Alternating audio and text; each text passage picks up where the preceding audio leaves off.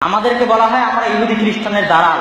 ছোটবেলায় আমার মনে আছে, ছোটবেলার কথা বাদ দিলাম, গতকালকের কথা, গত পরশুদিনের কথা, আমি বাড়িতে প্রবেশ করেছি, সালাম দিতে ভুলে গেছি।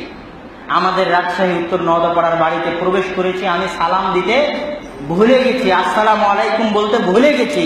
আমি দারুল দেওবন্দ থেকে দাওরায়ে হাদিস ফারিক করেছি, মদিনা বিশ্ববিদ্যালয়ের হাদিস ডিপার্টমেন্টের ছাত্র। আমার মা মদিনা বিশ্ববিদ্যালয়ের ছাত্রকে বলছে, দারুল দেওবন্দ থেকে দাওরায়ে হাদিস পড়া ছাত্রকে বলছে যে তুমি কেন সালাম দিয়ে বাড়িতে ঢুকলে না? কথা আমার বুঝতে পারেননি, গতকালের ঘটনা। তাহলে আমরা ভুলে গেছিলাম, বলে আর যেন ভুল না হয়, সালাম দিয়ে ঢুকবা। কথা কি আমার বুঝতে পারছেন? কেন বলেন তো? আল্লাহর রাসূলের সুন্নাত তাই। কার জন্য বলেন তো? আল্লাহর রাসূলের সুন্নাত তাই। শাইখ আব্দুর রাজ্জাক বিন ইউসুফ বহুদিন আপনাদের সামনে বলেছেন যে আমার বাড়িতে আসেন, 3 দিন কেন, 3 মাস কেন, 3 বছর কেন, 3 যুগ থাকেন। 3 যুগ থাকার পর যদি আমার বাড়িতে ইসলাম পালনে কোনো কমতি বুঝতে পারেন, পর্দার কোনো ব্যাঘাত বুঝতে পারেন, তাহলে আমি আব্দুর রাজ্জাক জাতির সামনে আর কোনোদিন কথা বলবো না। বহুদিন এই কথা আপনাদের সামনে বলা আছে। কেন?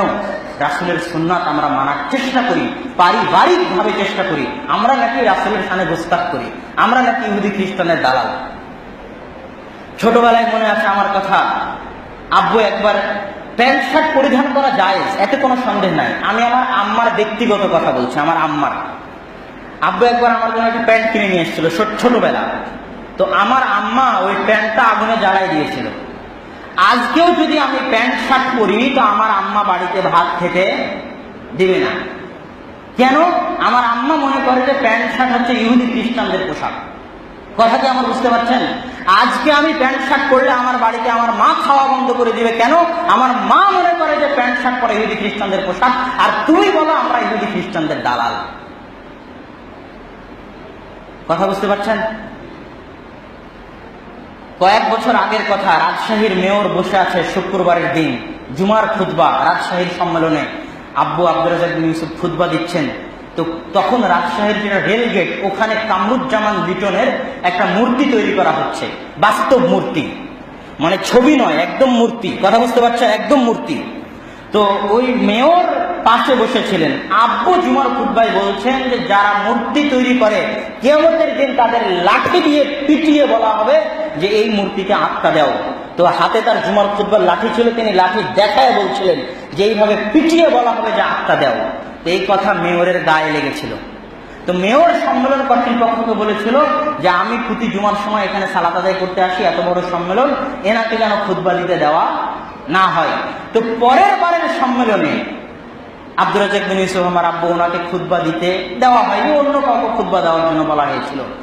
সেই জুমার দিন দিবাগত রাত্রিতে ওই যে একটা বক্তব্য আপনারা অনলাইনে শুনেন, খুব জোর গলার বক্তব্য, এই দেশের মাটিতে যদি হিন্দু কথা বলতে পারে, এই দেশের মাটিতে যদি খ্রিস্টান কথা বলতে পারে, বৌদ্ধ কথা বলতে পারে, আমি আব্দুর রাজ্জাক এই দেশের মাটিতে হাদিসের অনুবাদ করতে পারি।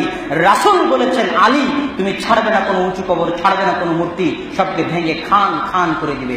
সেই দিন এত তেজ, এত গরম কিন্তু এই জন্য ছিল, যেটা আপনারা জানেন না। তাহলে যেই ব্যক্তি শুলির কাছে দাঁড়িয়ে, ফাঁসির কাছে দাঁড়িয়ে রাসূলের হাদিসের অনুবাদ করতে চায়, তাকে তোমরা রাসূলের সামনে গোস্তাকি করেছো বলো? শরম থাকা উচিত, লজ্জা থাকা উচিত। এই দেশের মাটিতে যদি রাসূলকে সবচেয়ে বেশি কেউ মহব্বত করে থাকে, তাহলে আমরাই করি। রাসূলের হাদিসকে যদি শহীদ জয়ীদ জাল থেকে, রাসূলের হাদিসকে যদি বেদাত থেকে, ইসলামকে যদি শিরক এবং বেদাত থেকে মুক্ত করার চেষ্টা কেউ করে থাকে, তাহলে আমরাই করি। রাসূলই আমাদের নিকটে সবচেয়ে প্রিয়। আমরা শুলির কাছেও দাঁড়াতে রাজি আছি, ফাঁসির কাছেও দাঁড়াতে রাজি আছি, কিন্তু রাসূলের সুন্নাতের অবমাননা, রাসূলের অবমাননা আমরা সহ্য করতে পারি না। আর তোমরা বলো যে আমরা রাসূলের সামনে গোস্তাকি করছি। একটাই দোয়া করব, আল্লাহ সুবহানাহু ওয়া তাআলা তোমাদেরকে হেদায়েত দান করুক, আল্লাহুম্মা আমিন। এই বলে আমি আমার আজকের সংক্ষিপ্ত আলোচনা এখানে শেষ করছি। ওয়া আখিরু দাওয়ানা আলহামদুলিল্লাহি রাব্বিল আলামিন। আসসালামু আলাইকুম ওয়া রাহমাতুল্লাহি ওয়া বারাকাতুহু।